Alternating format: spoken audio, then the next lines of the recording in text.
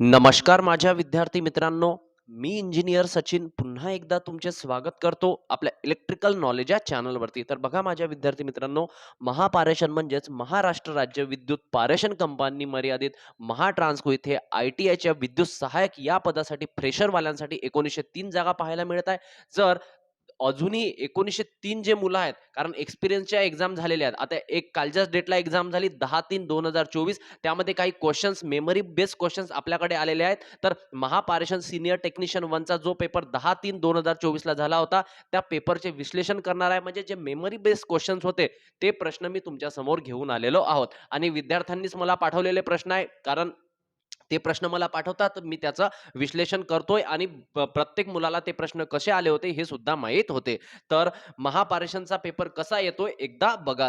Memory based questions आहे विद्यार्थी मित्रांनो. कसल्या प्रकारचे क्वालिटीवाले क्वेश्चन्स आले होते आणि प्रत्येक प्रश्न तुम्हाला प्रत्येक प्रश्न नाही म्हणता येणार, 1-2 प्रश्न सोडले तर, परंतु सर्व प्रश्न तुम्हाला आपल्या सिलेक्शनवाल्या सीरीजमधून पाहायला मिळेल. सिलेक्शनवाली सीरीज बघितली नसेल तुम्ही, एकदा जाऊन नक्की बघा. आपल्या प्लेलिस्टमध्ये त्याची प्लेलिस्ट बनलेली आहे आपल्या YouTube चॅनलवरती. त्याआधी तुम्ही जर या चॅनलवरती जर नवीन असाल ना, तर आत्ताच जाऊन आपल्या चॅनलला सबस्क्राईब करून द्या. सबस्क्राईब केल्याच्या नंतर जी बेल आयकॉन असते तिला सुद्धा ऑन करून द्यायचं. येणारे सर्व state government job, central government job याची संपूर्ण माहिती आपण आपल्या चॅनलच्या द्वारे देण्याचा प्रयत्न करीत असतो. चला, कुठल्याही प्रकारचा वेळ वाया न गमावता जे कोणते प्रश्न आले होते ते एकदा बघून घेऊ. तर बघा माझ्या विद्यार्थी मित्रांनो, इथे लिहिलेलं आहे Mahatransco technician 1 exam analysis dated 10/3/2024. म्हणजे महाट्रान्सको टेक्निशियन 1 ची जी एक्झाम झाली होती त्याचं एनालिसिस करून जे मेमरी बेस्ड क्वेश्चन्स आहेत ते क्वेश्चन्स मी तुमच्या समोर घेऊन आलेलो आहो 10/3/2024ला. आपल्या YouTube चॅनलचं नाव आहे इलेक्ट्रिकल नॉलेज. ओके, पहिला प्रश्न बघा. ओम्स लॉ न्यूमेरिकल तुम्हाला विचारले होते. ओम्स लॉ न्यूमेरिकल म्हणजे जर तुम्ही 97, 98, 99 आणि 100 हे 4 क्लासेस जर आपले बघितले नसाल ना तुम्ही, प्लेलिस्टमध्ये बनलेले आहे सिलेक्शनवाल्या सीरीजमध्ये, त्यामध्ये मी तुमचे पूर्ण न्यूमेरिकल जे बेसिक न्यूमेरिकल्स असतात ओम्स लॉचे, त्याच्या कॅपॅसिटर, इंडक्टर, हे सर्व न्यूमेरिकल मी त्यामध्ये घेतलेले आहेत. तो ओम्स लॉचे numerical I is equal to V/R हा फॉर्म्युला लावून, किंवा एक फॉर्म्युला तुम्हाला माहित असला I is equal to V/R, तर हा जर माहित असेल ना, बस मग काय काढायचं, V काढायचा आहे, तर V is equal to I into R. Okay, simple. हा R इथे भागाकारात आहे, इकडे गेल्यावर गुणाकारात. मग काय I झाला, V झाला, R काढायचा असेल तर V/I. हे सर्व फॉर्म्युले लक्षात ठेवायचे. Put the value and get the answer. Okay, चला. त्यानंतर मॅग्नेटिझमवर आपलं पूर्ण चॅप्टर चे MCQ आपण घेतलेले आहे. तर मॅग्नेटिझमवर फेरोमॅग्नेटिक्स, पॅरामॅग्नेटिक्स, डायमॅग्नेटिक्स, त्याच्या व्यतिरिक्त याचे example, magnetism, north pole, south pole, हे सर्व न्यूमेरिकल, हे सर्व MCQ आपण घेतलेले आहेत. तर मॅग्नेटिझमचा जोही प्रश्न आला असेल तो एकदम इझीच आलेला असेल. त्यानंतर बघा, SF6 circuit breaker. SF6 circuit ब्रेकरवर जर प्रश्न आला असेल तर सर्वात जास्त एक्स्ट्रा हाय टेन्शन लाईनवर कोणता सर्किट ब्रेकर यूज केला जातो, तो SF6 सर्किट ब्रेकर यूज केला जातो. क्लिअर. त्याच्या व्यतिरिक्त जर SF6 गॅसवर जर प्रश्न आला असेल, SF6 गॅसवर, तर SF6 गॅस काय असते, नॉन टॉक्सिक असते, ऑर्डरलेस असते, कलरलेस असते. ओके, आणि नॉन इनफ्लेमेबल असते. तर ह्या सर्व प्रॉपर्टीज तुम्हाला SF6 गॅसच्या माहित पाहिजे. तर SF6 गॅसवर जर प्रश्न आला असेल, ऑर्डरलेस असते, कलरलेस असते, नॉन इनफ्लेमेबल, नॉन टॉक्सिक असते. SF6 सर्किट ब्रेकर आला असता तर SF6 चं फुल फॉर्म विचारलं तर सल्फर हेक्साफ्लोराइड. ओके. त्यानंतर बघा विद्यार्थी मित्रांनो, अंडरग्राऊंड केबलवर जर प्रश्न विचारला असेल तर अंडरग्राऊंड केबलच्या 6 लेयर असतात. त्या 6 लेयर तुम्हाला माहित पाहिजे. Serving, armouring, bedding, sheathing, insulation आणि कंडक्टर. तर त्याच्या प्रत्येकाचं काम काय आहे, कार्य काय आहे अंडरग्राऊंड केबलचं, हे सुद्धा तुम्हाला माहित पाहिजे. बस याच्यावर तुम्हाला प्रश्न जाणार नाही. मग त्यानंतर लो व्होल्टेजमध्ये कोणता केबल यूज केला जातो, हाय व्होल्टेजमध्ये, एक्स्ट्रा हाय व्होल्टेजमध्ये, सुपर टेन्शनमध्ये आणि एक्स्ट्रा हाय टेन्शन सुपर टेन्शनमध्ये. ओके, चला. त्यानंतर महत्त्वाचा प्रश्न बघा, कॅपॅसिटिव्ह सर्किट आणि सर्किट ब्रेकर. जर हा प्रश्न जर तुम्हाला विचारला असेल की कॅपॅसिटिव्ह स्विचिंगमध्ये कोणता सर्किट ब्रेकर यूज केला जातो, तर त्याचा आन्सर असणार आहे व्हॅक्यूम सर्किट ब्रेकर. ओके, आता प्रश्न तर मेमरी बेस आहे, परंतु जसंही मला माझ्या माइंडमध्ये जे क्वेश्चन्स येतात ते मी तुम्हाला सांगतोय.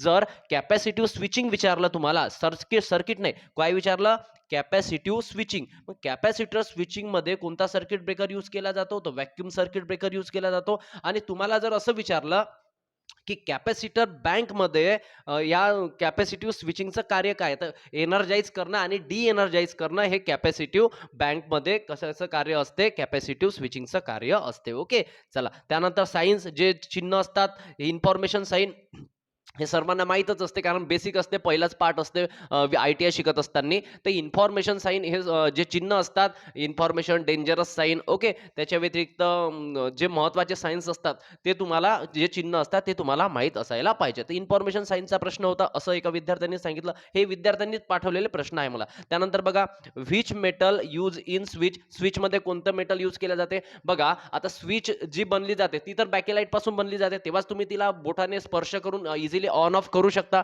म्हणजे स्विच बॅकेलाईट पासून बनली जाते, परंतु प्रश्न हा विचारलाय की त्यामध्ये मेटल कोणतं यूज केलं जाते? तर मेटल ब्रास हे यूज केलं जाते. जे पिन्स असतात, पिन्स माहिती आहे, त्यामध्ये स्प्रिंग वगैरे असते, ते ब्रासची असते. ओके. त्याच्या व्यतिरिक्त हा प्रश्न विचारू शकते, जे सॉकेट असते, त्या सॉकेट जे टॉप म्हणतो त्याला, त्याच्या ज्या पिन्स असतात त्या सुद्धा ब्रासपासून बनलेल्या असतात. ओके.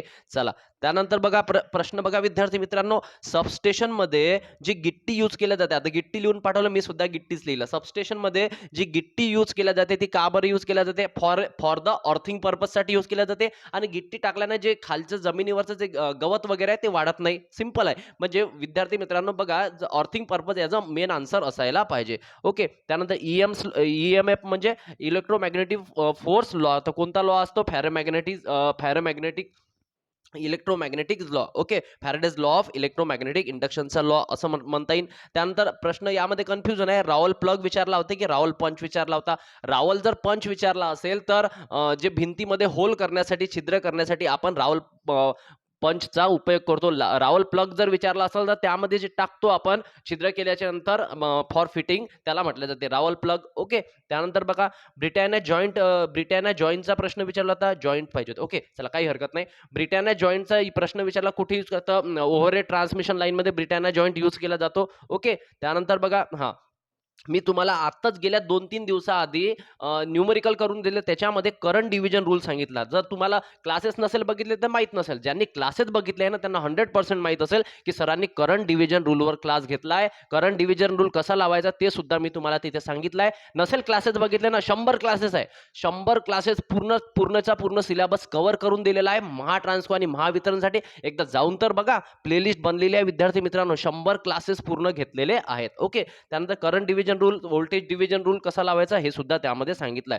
हा, चला, हा सोलर प्लांटवर मी सुद्धा प्रश्न घेतलेले आहे. 2-3 प्रश्न मी सोलर प्लांटवर सुद्धा घेतलेले आहे. जनरेशनमध्ये सोलर प्लांटवरचे जे महत्त्वाचे प्रश्न, आता यामध्ये सोलर प्लांटविषयी कोणता प्रश्न विचारला हे तर एक्झॅक्ट सांगता येणार नाही, परंतु सोलर प्लांटवर सुद्धा प्रश्न आला असं विद्यार्थी म्हणतात. ओके.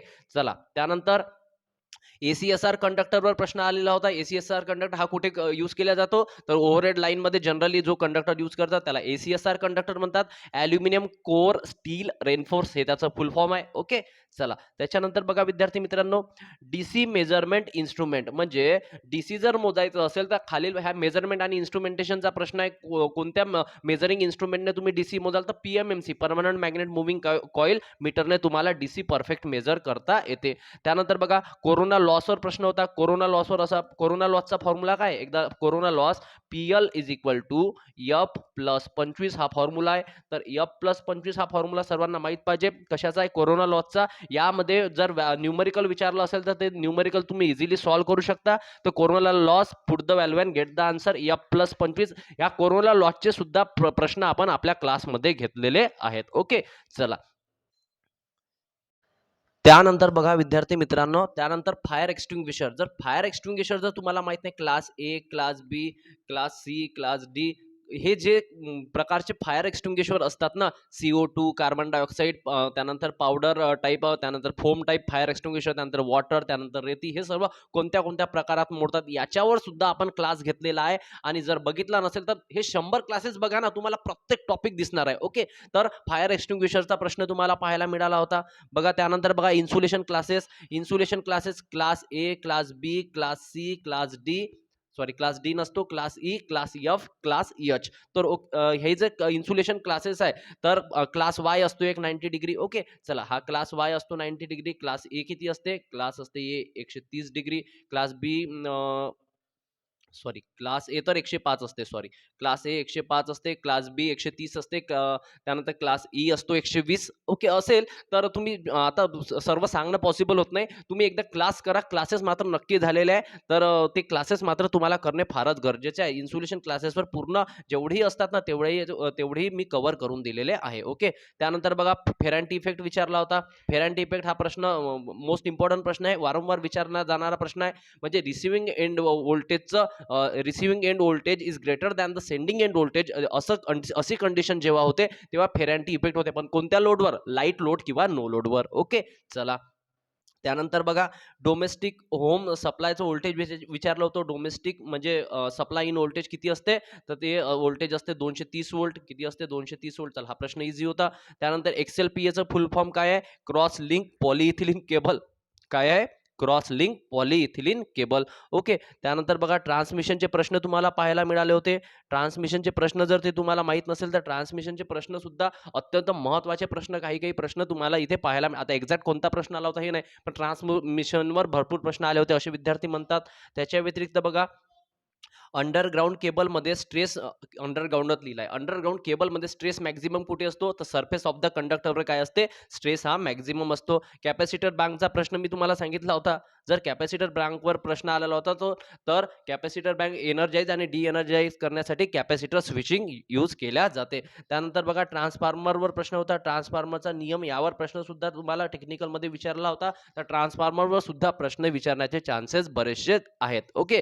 तर हे मेमरी बेस्ड क्वेश्चन्स होते. 25 प्रश्न माझ्याकडे आले. जवळपास अर्धे प्रश्न मी तुम्हाला आजच्या या क्लासमध्ये घेऊन तुम्हाला मेमरी बेस्ड क्वेश्चनचं एक्सप्लेनेशन ॲनालिसिस करून दिलेलं आहे. त्याच्या व्यतिरिक्त विद्यार्थी मित्रांनो तुम्हाला जर असं वाटते की टेस्ट सिरीज घेतली पाहिजे, माझं सुद्धा सिलेक्शन महापार्षणमध्ये झालं पाहिजे, तर टेस्ट सिरीजसाठी विद्यार्थी मित्रांनो तुम्हाला मी डिस्क्रिप्शन बॉक्समध्ये व्हॉट्सअप नंबर देऊन देईल. त्या नंबरवरती मेसेज करायचा आणि त्या मेसेज केल्याच्या नंतर तुम्हाला ते सर सांगतील की कशाप्रकारे टेस्ट सिरीज घ्यायची आहे. ओके. घ्यायची असेल तर घ्या, काही हरकत नाही. नाहीतर आपले फ्री ऑफ कॉस्ट लेक्चर आपले पडलेले आहेच YouTubeवरती. ओके. चला आता भेटूया आपण पुढच्या व्हिडिओमध्ये नवीन एक अपडेट घेऊन, नवीन एक माहिती घेऊन मी तुमच्यासमोर लवकरच येईल. तोपर्यंत बाय.